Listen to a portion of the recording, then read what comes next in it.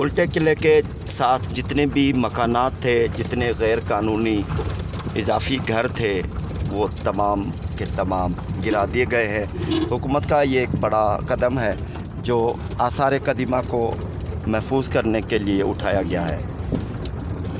सैकड़ों यहाँ पर घराने थे, वो तकरीबन तमाम मकान तोड़कर उनको नकल मकानी के लिए उठा लिया गया है, यानी हिजरत करने को कहा गया है। लेकिन फिर भी कुछ चंद लोग हैं दोबारा आकर रह गए हैं। उल्टे किले की साथ ही चल रहे हैं। बोदले बहार के बिल्कुल ही नीचे मगरब और शुमाल में ये गली है। बहुत ज़्यादा आबादी थी यहाँ पर, लोगों ने मकान बना लिए थे, काफियाँ बन गई थी, गैर कानूनी थी, इंक्रोचमेंट थी, सबको यहाँ से भगा दिया गया है।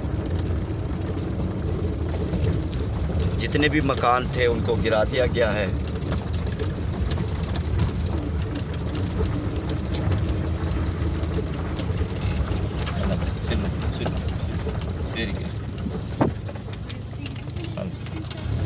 सैयद बुरल शाह की मज़ार है यहाँ पर।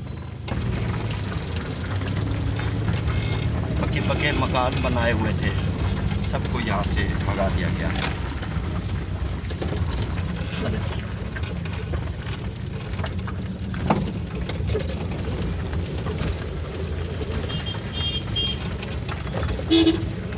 भैंसों के बाड़े अभी भी ये हैं।